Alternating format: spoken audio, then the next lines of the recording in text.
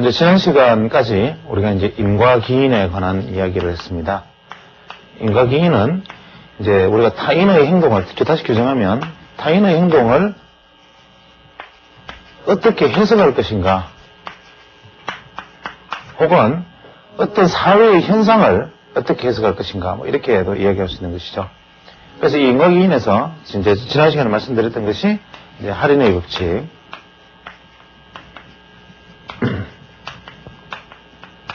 오늘 이제 말씀드릴 것이 공변량의 법칙, 뭐 이런 얘기를 하게 됩니다. 여기서 뭐 공변량의 법칙이라는 것은 우리가 특이성, 그 다음에 동의성, 반복성을 동시에 가져야 되는데, 꼭 무슨 대학 강의하는 것 같죠? 이건 일반 이제 시청자들이 굳이 뭐 이런 어떤 뭐 할인의 법칙, 공변량의 법칙, 이런 이야기, 인과기인, 이런 용어를 알 필요는 전혀 없는 것이죠. 다만, 이런 투자심리학이라는 측면에서 이런 이야기를 해나가는 이유는 뭐냐면, 현재 지금 제가 드리는 말씀을 100% 다 잊어버려도 투자하고 앞으로 이 투자심리학에 대해서 혹은 뭐 투자에 대해서 전혀 상관없습니다. 그러나 이 투자심리학이라는 것은 하나의 어떤 우리가 화두로서 어떤 시장이나 내 판단에 대해서 혹은 내 자신의 판단에 대해서 나의 어떤 심리적 불안 상태, 내가 시장에 대해서 느끼는 흥분 상태, 이런 어떤 감정적 부분들을 한번 돌이켜볼 수 있는 어떤 계기를 줄 수 있다는 점, 그 다음에 내가 시장의 리포트를 읽고 신문기사를 읽고 주식시장을 접할 때 예전에 내가 봐왔던 것과 내가 생각해왔던 것과 다르게 얼마나 시야를 넓게 사물을 판단할 수 있는가라는 점, 이러한 부분들에 대해서 근원적인 물음을 던질 수 있다는 점이 중요한 것이지, 현재 지금 제가 드리고자 하는 말씀을 그냥 아실 필요는 전혀 없는 것이죠. 그래서 그냥 이 이야기는 방송에 그냥 한번 1시간 방송으로 그냥 쭉 흘려들으시고, 흘려듣는 과정에 단순한 사물을 가지고도 저렇게 앞뒷면, 동전의 앞뒷면을 다 같이 조망하는 방법이 있구나 라고 생각하고, 앞으로 내가 판단할 때마다 똑같은 어떤 사안이 부딪힐 때마다 그 부분을 이제 나도 이렇게 생각해 봐야겠다는 습관을 붙이는 하나의 계기로 삼으면 되겠죠. 그래서 이 공변량의 법칙을 이야기하기에 앞서서 뭐 이런 이야기가 있죠. 주식시장에서도 가장 많이 적용되는 거지만, 보통 인간은 자기 편파성이 있죠. 자기 편파성의 함정이라는 말이 있습니다. 이 자기 편파성이라는 것은 뭐냐면 이런 거죠. 어떤 사람이 대학을 다니는데 대학에서 학점을 이제 쭉 받습니다. 대학 학점에서 뭐 한 그룹에 이제 A, B, C, D, 뭐 F 이런 학점을 이제 받았는데, 여기서 재밌는 것은 이 B 학점을 받은 그룹은 자기가 노력이 부족해서 A 학점을 받지 못했다라고 생각을 하죠. 그런데 이 D나 F 학점을 받은 사람은 운이 나빠서, 뭐 이번에 뭐 내가 몸이 아파서 시험을 제대로 못 쳤다, 혹은 뭐 집안에 불행이 있어서 뭐 어떻겠다, 시험 문제가 뭐 내가 공부한 것과 방향이 틀렸다 해서 운에 돌리는 경향들이 대단히 높습니다. 심지어는 뭐 빠친코 게임과 같은 어떤 확률로 승부하는 게임을 이제 뭐 30명, 예를 들면 10명에게 빠친코 기계에 10대에 빠친코를 딱 두고 1인당 돈을 예를 들어서 100만 원씩 주고 빠친코를 시킵니다. 그 중에 돈을 딴 사람과 잃은 사람 이렇게 나뉘겠죠. 물론 빠친코는 10명이 하면 9명은 잃고 1명이 따고, 이 9명이 잃은 사람 중에 돈 한 2명분 돈을 딴 사람 한 사람에게 주고, 나머지 잃은 7사람의 돈을 어떻게 나쁜 데서 쓰고, 어떻게 나쁜 데서 쓰는 이런 것이 빠친코죠. 그래서 이런 도박은 뭐 우리나라에도 요즘은 말이 조금 새는 경향이 있지만, 심지어는 강원냉도도 부족해서 뭐 경륜, 뭐 경정, 또 뭐가 하나 더 있죠. 경마. 이래서 경마는 토요일, 일요일 날 하고, 경정은 화수에 하고 경륜은 목금에 한다던가 이렇게 해서 전 국민이 하루를 제외하고는 이틀은 경마, 이틀은 경정, 이틀은 경륜을 해서 계속 도박을 하다가 이 세 개가 다 안 하는 월요일 하루 정도는 강원랜드 가서 빠친코를 돌리면 딱 일주일 하루 스케줄에 맞게끔 된 나라가 우리나라인데, 이거를 여기 대표로 계시는 분은 말씀을 하시기를 이 경륜에 TV 경륜장, TV 이제 이것도 모자라서 지방에 이제 TV 경마장, TV 경륜장을 만들면서 했던 이 아주 앞근인 말은 이런 것을 많이 세워서 많이 벌어들인 돈으로 복지사업에 투자를 하기 때문에 참 좋은 일을 하고 있다 이런 얘기를 했어요. 그래서 이게 우리가 이제 대한민국이 결국은 이제 도박으로 해가 뜨고 도박으로 해가지고 또 이 도박에서 만들어진 돈으로 무엇을 하는지는 알 수가 없지만 하여튼 희한한 꼴이 나 있습니다. 그런데 이야기 주제가 조금 샜는데 이 파친코를 해보면 딴 사람이 13명이 있다고 가정하고 이런 사람이 7명이 있다고 가정을 하죠. 딴 사람 3명은 자기가 파친코를 할 때 전략을 잘 운영을 했기 때문에 땄다라고 생각을 합니다. 주장을 합니다. 어떻게 되냐면 예를 들어서 어떤 문이 다음에 힘을 주고 3개 땡겼더니만 잭팟이 잘 터졌다. 이런 식의 자기가 잘했다. 이런 7명은 확률 게임인데 운이 나빴다. 이렇게 생각하죠. 이것이 바로 자기 편파성의 함정입니다. 우리가 가장 주식 투자뿐만이 아니라 사회생활을 할 때 가장 냉정하게 극복을 하고 반드시 이겨내야 될 것이 바로 이 자기 편파성의 함정인데, 주식을 사례를 들어보면 한번 질문을 해봅니다. 어떤 사람한테 시장이 내일 내릴 것 같습니까? 오를 것 같습니까? 라고 물어보면 50%는 오른다, 50%는 내린다라고 거의 대부분 이야기하고, 아무리 차이가 커도 한 60대 40 정도, 대개는 보면은 그래도 오른다는 쪽이 조금 더 많죠. 왜냐하면은 주식 보유자들이 대상으로 하는 거니까. 그럼 이 사람들한테 내린다라고 답변한 사람한테 주식을 지금 보유하고 있습니까? 라고 물어보면 당연히 보유하고 있죠. 그러니까 주식 승문도 참여를 했을 테니까. 그러면 시장이 내린다라고 생각을 하면서 주식을 왜 보유하고 있습니까? 그 바보지. 오른다고 생각할 때만 주식을 보유하고 내린다고 생각할 때 주식을 보유하지 않아야 되는 것이지 않습니까? 라고 물어보면 전체 시장을 내릴 것 같은데 내가 보유한 이 종목은 안 그럴 것 같으니까 라는 답을 하는 사람이 30%일 것이고, 마음은 그렇지만 실제 오를지 안 오를지 모르니까 나는 중장기 투자를 들고 가는 거야 라고 말하는 사람 30% 있고, 그냥 아무 생각 없는 사람 30% 있고 이럴 겁니다. 그러면 여기서 가지는 심각한 자기 편파성의 함정은 뭐냐면 주가가 이런 거죠. 내일 주가는 현재 주가가 갑자기 추세가 하락을 하고 있습니다. 하락을 하고 있는데 희한하게도 주식은 누군가는 반드시 들고 있습니다. 이 주권이 아무도 보유를 하지 않고 정권의 타권에 있을 수는 없지요, 시장에서. 하한가에 거래가 되든, 하여튼 누구 손에 있든, 이 안에서도 끊임없이 이렇게 급나가는 과정에서도 누군가는 사지요. 시장에. 누군가는 삽니다. 이 사는 사람한테 여기 물어보면, 시장이 여기서부터 이렇게 오를 것 같아서 샀습니까? 라고 물어보면, 아니, 시장은 나쁠 것 같다라고 대답을 하는 사람이 거의 70% 가까이 되는데, 왜 샀느냐 물으면, 혹시나 여기서 오를까봐 삽니다. 혹시나 여기서 못 사면 이제 이렇게 올라서 여기서 사게 될까봐 라는 두려움이 이것을 주식을 매수하게 만드는 가장 기본적인 사유가 되죠. 그래서 이 사람은 주식을 사게 됩니다. 샀는데 시장은 역시 여기서 샀는데 이제 시장이 더 떨어집니다. 그럼 여기 손절매를 해야 될까 안 해야 될까 생각을 합니다. 시장은 내가 이 시점에 생각하면 또 더 떨어질 것 같습니다. 실제로 더 떨어지죠. 그런데 내가 보유하고 있는 주식은 못 팔고 있습니다. 왜? 그래도 이렇게 오를까봐.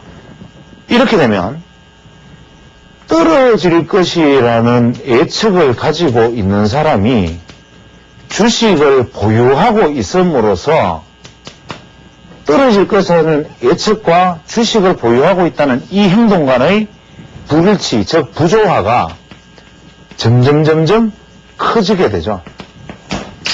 이러한 부조화가 커지면 커질수록 이 부조화는 바로 불안과 비례를 하게 되는데, 이 불안의 크기는 이 부조화의 크기에 비례를 하게 되죠. 그래서 내가 주식을 보유하고 있는데 앞으로 시장이 더 떨어질 것이라는 불안감이 크면 클수록, 이 부조화가 크면 클수록 생각이, 불안감의 크기는 급속도로 커지기 시작합니다. 불안감의 크기는 계속 커지죠. 그러다가 어느 한계를 넘는 심리적 압력이 가해지면 드디어 더 이상은 더 떨어질 것 같은 생각에 팔게 되면 이것이 바로 투매가 일어나는 원인이죠. 그래서 이 투매는 투자자들이 주가 하락을 예측하면서도 주식을 보유하고 있기 때문에 일어나는 것이지, 주가 상승을 투자자들이 예측하고 있는데 주가가 하락했다고 해서 절대로 투매는 일어나지 않는다는 거죠. 그래서 이 투매라는 것은 기본적으로 자기 편파성의 함정이라는 것을 바탕에 깔고 있는 것이기 때문에 이 투매가 일어나야만, 거꾸로 이야기하면 더 떨어질 것이라는 비관론자가 사라졌다는 것을 의미하는 것입니다.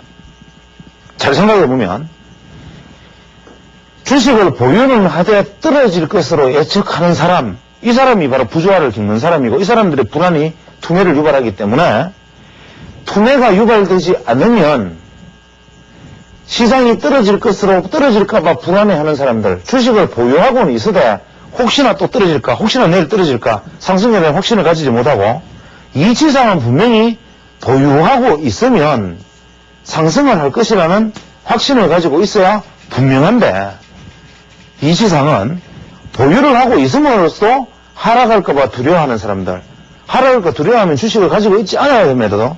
주식을 보유하고 하락할까봐 두려워하는 사람들의 부조화의 크기가 바로 시장의 불안이고, 이 시장의 불안은 이 상태에서 주가가 반등을 해도 이 사람들은 계속적으로 불안을 가질 수밖에 없기 때문에 반드시 투매로 정리가 되어야 되고, 투매로 정리가 되고 나면 바로 시장은 약세론자 내지는 부정적 자기 편파성의 함정에 빠진 사람들이 다 걸려지고 새로운 상승론자들로 시장이 채워지기 시작한다는 의미가 되는 것이죠. 그래서 이러한 우리는 자기 편파성이 얼마나 주식시장에서 뿐만 아니라 우리 시장에서도 참 안타까운 일인가 하면, 예를 들어서 뭐 이런 실험을 해볼 수 있죠. 예를 들어서 이제 어떤 사람이 실험실에서 어떤 실험을 하기 위해서 이제 아르바이트생을 구합니다. 아르바이트생을 구해서 예를 들어서 뭐 뺑뺑이를 계속 돌리면서 뺑뺑이를 돌리다가 나왔다가 숫자를 기록하고 뭐 이런 실험을 계속 한다고 가정을 하죠. 아니면 뭐 교통량 조사를 한다고 생각을 합니다. 우리 길거리에 보면 교통량 조사하는 대학생들이 있습니다. 자, 남녀 대학생이 짝을 지어서 교통량 조사를 이제 길목에 서서 지나가는 차를 체크를 합니다. 이 사람이 끝나고 난 다음에, 물론 이 교통량 조사는 아르바이트를 한 게 아니라 이제 학생들한테 부탁을 한 겁니다. 실험에 협조해 주십시오 하고. 이 사람들한테 이런 이야기를 합니다. 자, 실험이 끝나고 난 다음에, 자, 내일 할 사람들에게 이 실험이 재밌었다고 좀 이야기해주면 좋겠다라고 이야기하면서 돈을 1,000원을 줍니다. 자, 수고했습니다. 1,000원씩 주고, 원래는 돈을 주기로 되어 있는 일이 아닌데 실험이 끝나고 난 다음에 1,000원을 주면서 내일 실험할 사람들에게 이 교통량 조사가 재밌었다고 얘기를 좀 해줘. 그래야 이 사람들이 신나서 하지라고 얘기 부탁을 합니다. 이 사람들이 실제 그렇게 얘기를 해줍니다. 그 다음날 이제 새로운 사람이, 두 번째 팀이 교통량 조사를 합니다. 이 두 번째 팀 보고는 2만원을 주면서, 1,000원이 아니고 2만원을 주면서 다음 팀에게 재밌었다고 이야기를 좀 해달라, 이렇게 얘기를 합니다. 이렇게 실험을 이제 진행을 하고 이 사람들에게 나중에 설문을 돌립니다. 실제로 교통량 조사가 재밌었습니까? 라고 물어보면 1,000원을 받았던 이 그룹은 교통량 조사가 되게 재미없는 실험임에도 일임에도 불구하고 재밌다, 재밌었다라는 답변이 거의 대부분이고 2만 원을 받은 그룹에서는 교통정보사는 재미없다라는 결과를 대답을 내는 사람이 거의 대부분이죠. 이것은 왜 이런 현상이 벌어지느냐 하면 1,000원을 받고 이 일을 하고 이 사람에게 재밌었다라고 말한 사람의 입장에서는 만약에 이 일이 재미없다라고 답변을 해버리면 자기가 이 일을 해서 재미가 없었음에도 불구하고 이 사람에게 재밌다고 말하는 대가로 1,000원을 받은 꼴이 되죠. 그러면 단돈 1,000원에 재미있다라고 이야기를 해준 사람이 되어버리기 때문에 이 단돈 1,000원 때문에 내가 이거 재미없는 일을 재밌다고 말한다는 건 있을 수가 없어. 그냥 내 스스로 이것은 가만히 생각해 보니까 나름대로 옆에 그 여자친구하고 같이 농담도 하고 재밌었던 것 같아라고 자기 자신을 속이게 되는데 이것이 바로 자기 편파성입니다. 그냥 재밌었다라고 스스로를 세뇌하죠.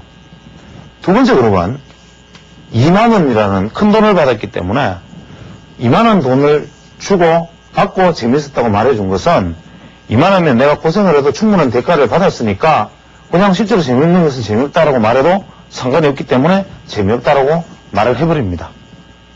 이런 편파성의 함정은 우리가 주식 투자를 하면서 무수하게 겪게 됩니다. 예를 들어서 어떤 하이닉스와 같은 어떤 그런 대표적인 지금에 와서는 아주 투기주가 되었지만 이런 하이닉스 같은 것을 거래하는 투자자들의 이야기를 들어보면 하이닉스는 예를 들어 옵션 투자와 같은 것이다. 터지면 대박이다. 잘 되면. 두 번째로는 데이 트레이딩에서 어떻다. 세 번째로는 이제 주가가 담배 한 것 값도 안 되니까 더없이 효율적이다. 이런 얘기들을 무수하게 늘어놓지만 사실 이 사람들이 하이닉스를 거래하는 제일 큰 주 목적은 그저 정말 문자 그대로 대박 심리를 그냥 가지고 있는 것 뿐이고 단순히 과거 대비 주가가 엄청나게 하락했기 때문에 와 이거 조금만 올라도 리아라는 생각을 가지고 있기 때문에 투자를 하는 것이지 이 앞에 말하는 것은 전부 자기 세뇌죠. 왜냐하면 이런 심리를 가지고 있다라고 자기 스스로를 자기가 말하기는 부끄럽다는 거죠. 그래서 우리는 어떻게 해야 되느냐 바로 자기 귀인을 해야 됩니다. 이야기가 다시 조금 어려워지는데 자기 귀인을 냉철하게 주식 투자자들은 해야 되는데 이 자기 귀인은 뭐냐면 자기 편파성의 함정을 극복을 할 수 있는 수단이 되죠. 예를 들어서 내가 밥을 우연찮게 오늘 저녁을 먹다가 무려 3그릇이나 먹어버렸습니다. 밥을. 그 다음에 저녁에 밥을 3그릇 먹고 난 다음에 가만 생각해 보니까 내가 밥을 3공기나 먹었네. 그걸 가만히 생각해 보니까 내가 참 배가 고팠던가 봐. 결론을 내립니다. 내가 아까 정신이 없어서 잊어버리고 있었는데 지금 밥을 먹고 생각하니까 무려 3그릇이나 먹은 거 보니까 참 배가 고팠다. 또 나도 모르게 손톱을 내가 물어뜯고 있습니다. 손톱을 계속 물어뜯고 있다가 은석이 보니까 손톱이 다 뜯기고 하나도 없어요. 그러면 내가 내 손톱을 바라보다가 아이고 내가 요즘 스트레스를 받기는 많이 받았나 봐. 이렇게 손톱을 물어뜯는 거 보니까 이런 판단을 하게 됩니다. 즉 밥을 3공기 먹었다. 손톱이 뜯겨 나갔다. 이 현상을 가지고 자기를 돌아보게 된 거죠. 내가 스트레스를 받았구나. 내가 배가 고팠구나. 이런 판단을 하게 되는데 재밌는 것은 타인이 나를 두고 판단을 해도 가만히 보니까 이 친구가 갑자기 저녁상에 앉아서 밥을 3공기 한 그릇 먹고 또 한 공기 더 주세요. 또 한 그릇 먹고 또 한 공기 더 주세요. 무려 3공기나 먹는구나. 야, 저 친구 꽤나 배가 고팠나 보네. 또 누가 저를 볼 때 저 친구가 손톱을 벌써 5개를 다 물어뜯고 있는 걸 보니까 저 친구가 굉장히 초조하고 스트레스를 많이 받는가 보네. 이런 판단을 제3자도 하게 됩니다. 즉 제3자도 현재 내게 주어진 밥 3공기를 먹은 현상, 손톱을 물어뜯은 현상을 보고 배가 고팠다, 스트레스를 받았구나라는 결론을 내리는 귀인, 즉 원인을 찾게 되고 나도 내게 대해서 똑같이 이 결론을 가지고 이 원인을 가지고 결론을 찾게 됩니다. 이것은 뭐냐면 바로 공변량의 법칙에 해당이 되는데, 이 공변량의 법칙이라는 것은 뭐냐면, 우리가 어떠한 것을 합리적인 결정을 내리기 위해서는 앞서서 할인의 법칙을 적용하는 것은 지난 시간에 설명을 드렸고, 공변량의 법칙은 뭐냐면 특이성과 반복성, 동의성, 이 세 개를 가져야만 하는데, 이 세 개 중에 방금 말씀드렸듯이 내 생각과 제3자가 나를 봤을 때의 생각과 판단이 일치하는 것, 이것이 바로 동의성입니다. 그래서 이러한 일치된 견해를 가질 수 있는 뚜렷한 근거, 그 근거에 의한 행동과 판단, 이것을 바로 동의성이라고 부르고, 두 번째, 특이성은 뭐냐면 이런 거죠. 나는 주식을 거래를 할 때 반도체주가 전반적으로 좋아 보여. 뭐 반도체주는 뭐 이럴 수도 있고 저럴 수도 있고, 뭐 혹은 전기전자업종이 그냥 좋아 보여. 그래서 나는 전기전자업종이 경기가 나쁠 때마다 대충 전기전자업종을 샀더니만 돈을 벌었어. 이것은 특이성에 해당되지 않는데, 나는 경기가 나쁘거나 우리나라 주가가 바닥을 헤맬 때마다 삼성전자를 딱 찍어서 삼성전자를 주목을 해왔어. 삼성전자를. 이것은 특이성이 되죠.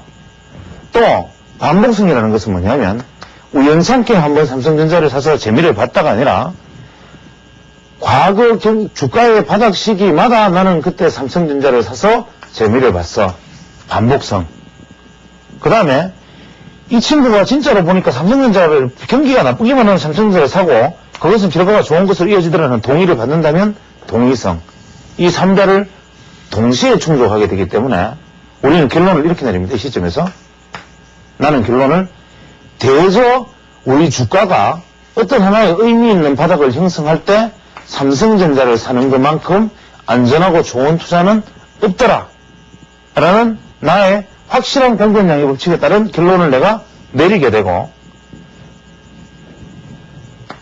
이 결론에 더해서 내가 결론을 내렸다면 삼성전자를 다룬, 즉 반도체 업종을 다룬 애널리스트의 리포트와 증권사 리포트를 쭉 읽어본 다음에 단 그 리포트에서 잘 말의 행간의 의미를 따져서 할인을 할 건 하고, 그 결론 플러스 결론으로 투자 결정을 해야 되는 거죠. 이것이 바로 투자 심리에서 가장 핵심인데, 이 특이성과 반복성과 동의성이라는 것은 주식 투자뿐만이 아니라 이 인과기인에서 공변량의 법칙, 즉 어떠한 내가 행동을 결정짓는 정확한 판단의 근거가 되는 일을 규정하는, 뭐 예를 들면 이런 거죠. 뭐 재밌는 사례를 한번 들어보죠. 좀 더 쉽게 설명하기 위해서는 어떤 이제 제가 어떤 사랑하는 연인이 있는데, 이 아가씨는 제게 말을 이렇게 합니다. 나는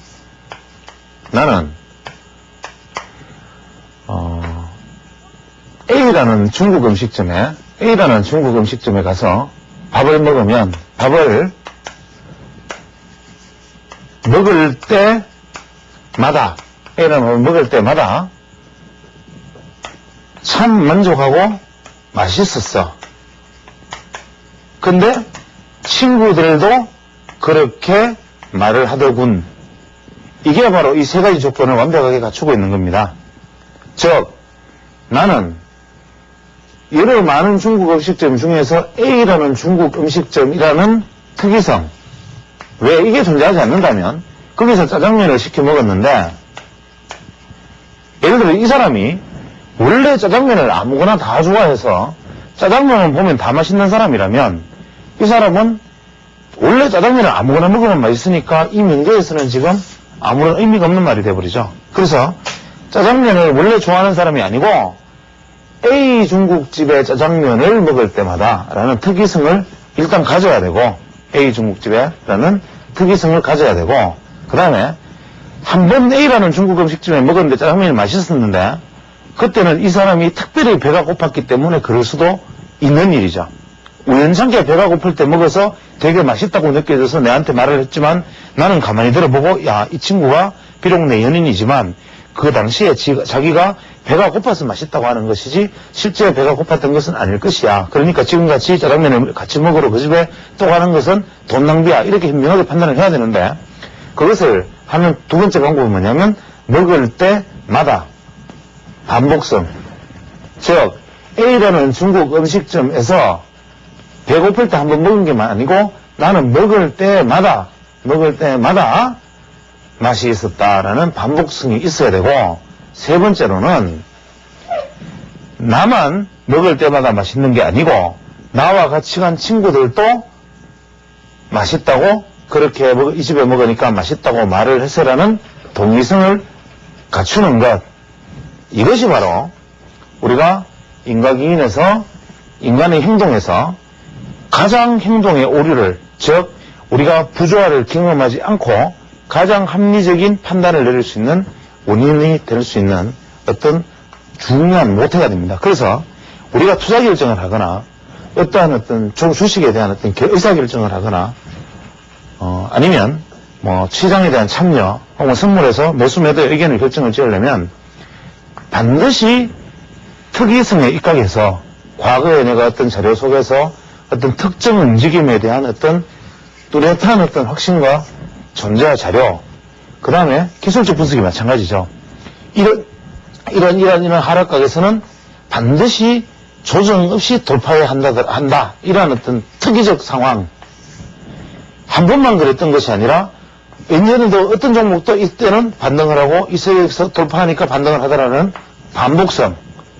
그 다음에 실제로 내가 이것을 투자에 활용을 해서 똑같은 결과를 얻어내거나 아니면 다른 사람이 똑같이 동의하는 동의성, 이것을 갖추었을 때야만 이것은 바로 프린시플, 즉 이론이 되고 이치가 되고 나의 올바른 판단의 근거가 되는 거죠. 이러한 것이 이제 투자 심리학에서 우리가 겪을 수 있는 가장 보편적인 어떤 이론들에 속하는데 사실 이 부분에 대해서는 제가 언젠가 기회가 된다면 지금은 사실 정리 안 된 이야기니까 굉장히 그냥 산만하게 쭉 두루두루 엮어나갔지만 언젠간 제가 기회가 된다면 정말 이 부분은 한번 쉽게 책으로 한번 엮어내 볼 계획이지만 그것이 향후 10년 안에 가능할지는 저도 모르겠습니다. 그래서 어쨌거나 이렇게 나아가는데 그럼 우리가 지금까지 투자 심리에서 이야기한 상반사고 이론, 뺐다 꼼벌리, 그다음에 대중심리학, 이런 얘기들을 지금 쭉 인지부조화 쭉 해나왔는데, 그럼 우리는 투자에 적용을 할 때는 이런 투자 심리학은 어떻게 실제로 적용을 하나 한번 생각을 해보죠. 우리가 주식 투자를 이렇게 크게 나눌 수 있습니다. 중장기. 여기서 중장기라는 말을 그냥 긴 장기라는 말로 바꾸죠. 그 다음에 단기 투자. 이렇게 나누었을 때 우리는 장기 투자는, 그러면 제가 지금 몇 시간 동안 해왔던 바탕 속에서 이야기한다면 장기 투자는 놀랍게도 몇 배열 종목에서 시작한다. 단기 투자나 중단기 투자는 정배열에서 시작한다. 장기 투자는 추세를 무시하고 단기 투자는 추세에 철저하게 순응한다. 장기 투자는 신저가에 사고 단기 투자는 돌파 매수한다. 장기 투자는 매수 후 50% 상승이나 매수 후 3년이 지나면 매도한다. 단기 투자는 추세가 꺾이면 매도하고 추세가 꺾이지 않으면 매도할 이유가 없다. 장기 투자는 PER이 저 PER인 종목을 선택을 하지만 단기 투자는 고 PER인 종목을 선택한다. 장기 투자는 거래가 적은 종목을 거래량이 적을 때 선택하지만 단기 투자는 거래량이 많을 때 선택한다. 장기 투자는 대중의 관심으로부터 외면당해 있는 종목을 선택해야 되고, 단기 투자는 대중의 관심이 설려 있는 종목을 선택해야 된다. 이런 결론을 내릴 수가 있습니다. 즉, 우리가 소위 말하는 상반사고라는 것은 모든 사람이 나쁘다고 생각하는 것 이상의 극단히 나쁠 때를 노리는 것이고, 즉, 장기라는 것은 추세가 상방향으로 진행되어 있을 때, 즉, 예를 들어서 추세 3파동 이상에서 장기 투자를 하면 반드시 손실을 입게 되어 있고, 단기 투자는 3파동의 동행국면을 노리는 거죠. 장기 투자는 하락 5파동에서 가담하는 것이죠. 그래서 이 장기 투자는 최소한 400일선, 480일선과 200일, 120일, 60일, 20일선이 완전 역배열, 최소한 400일선까지의 완전 역배열이 이루어진 종목을 찾고, 단기 투자는 완전 정배열이 아닌 121일선을 아래에 둔 60, 20, 5일선의 부분 정배열의 종목을 찾는다. 철저하게 추세에 순응하고 철저하게 추세를 무시해라. 신저가를 갱신해야만이 투매가 일어나고, 신저가를 갱신하고 투매가 일어난 종목만이 매도자가 비율이 희석된다. 반드시 돌파해야 매수하고 신고가를 형성해야 매물대가 없다. 매물이 존재하지 않는다. 매수 후에 50%가 수익이 나면 일단 무조건 매도해라. 왜? 이렇게 하락하는 과정에 되돌림 이후에 재하락이 있을지 모르기 때문에 매수 후에 50%가 수익이 나면 매도하고, 3년이 지나도 50% 수익이 나지 않으면 청산을 하고, 손절매의 기준은 25%의 폭을 크게 가진다. 단기 투자의 경우에는 추세가 꺾였으면 하루만에도 팔고, 추세가 꺾이지 않으면 석 달이라도 가져가는데 손절매의 폭은 10%로 정한다. 장기 투자는 저퍼주, 즉 기업 가치가 수익의 주가 수익 비율이 낮아서 주당이 수익 비율이나 주당 순자산 가치를 반영하지 못하는 종목이 반영되는 시기를 노리고, 이 이야기는 철저하게 소외되고, 소외되어 있기 때문에 거래량이 평소의 거래량의 평균 거래량의 약 5분의 1 이하로 떨어져 있는 종목에 장기적인 매집을 해야 되고, 단기 투자는 가장 시장에 인기가 있고, 가장 시장에 인기가 있다는 말은 고평가되어 있고, 즉 주당 순이익 비율이 고퍼인 상황, 퍼가 높은 것을 오히려 선택을 하고, 평균 거래량보다 거래가 2배 이상 많은, 평균 거래량보다 2배에서 3배 정도 많은 종목을 골라서 모든 시장의 관심이 쏠려 있고, 시장의 각도가 독사대가리처럼 쓰이는 종목을 골라야 되고, 1파동의 고점을 돌파해 나가는 이 마지막 3파동의 동행국면을 노리는 것이 단기 투자다. 단기 투자는 철저하게 결을 따라치고, 결의 반대로 치면 칼이 부러진다. 장기 투자는 결의 반대로 톱날로 베는 것이지 결의 반대로 칼로 치는 것이 아니다. 이렇게 장기와 단기 투자에 대한 개념을 명백하게 나눠야 되는데, 단기 투자할 거라고 역배열 종목을 선택을 한다든지, 낙폭 과대라는 이유로 추세가 잡히지 않는 종목에 투자를 한다든지, 신저가 경신하는 종목이 싸다고 산다든지, 이러한 어리석은 투자를 하는 사람들이 바로 개인 투자고, 한참 추세가 상승해서 이제 3파동에 마지막 5파동에 접어드는 종목을 사서 묻어주면 돈 번다고 여기에서 삼성전자 40만 원에 사가지고 2달, 석 달 들고 있는 사람이 바로 개인 투자자고, 이렇게 추세가 그렇게 날카롭게 정배열에 의해서 배열이 완전 정배열로 벌어져 있는 이 종목에 중장기 투자한답시고 묻어버리는 어리석음을 택하는 것이 바로 개인 투자자일 수 있다는 점. 이 모든 점이 하나의 말로 정리된 표처럼 보이지만, 여기서 담고 있는 이 말들은 바로 이것이 우리가 지금까지 이야기한 투자 심리학에 기반했을 때 바로 이러한 결론을 내릴 수 있다라는 이야기라는 것이죠. 그래서 사실은 이러한 어떤 내용들은 말로 정리하고 어떤 뭐 표로 정리하는 것은 그럴듯해 보이고 뭐 얼마나 더 신선해 보이고 있어 보일 수 있는 일이지만 실제로 저는 투자심리학을 무려 6주 가까이 강좌를 진행하면서 5주 6주를 강좌를 진행하면서 이렇게 많은 시간을 투자한 이유는 이제 이 강좌는 다음 시간이면 이제 마무리가 됩니다. 이제 이 방송이 아주 긴 여정이 이제 끝나게 되는데 제가 예상했던 부분들을 다 채우지 못하고 전부 입문 부분만 들어가서 깊이 있게 다루지 못하고 끝난 점이 수박 그다ල්기만 하고 끝난 점이 참 안타깝지만 절대로 흘려넘길 수 없는 부분이 바로 저는 이 부분이라고 생각합니다.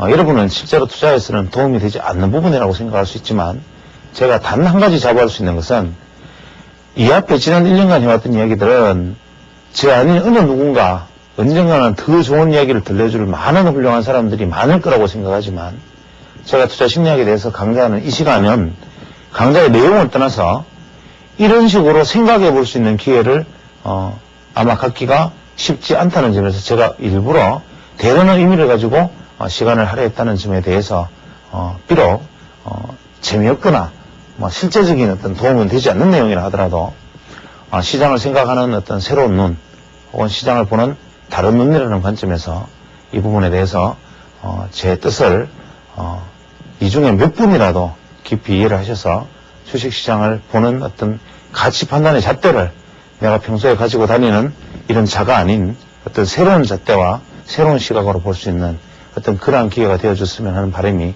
아주 가득합니다. 이제 다음 한 시간 강의를 남겨놓고 있는데 이제 다음 시간을 마무리 짓는 시간으로 하겠습니다.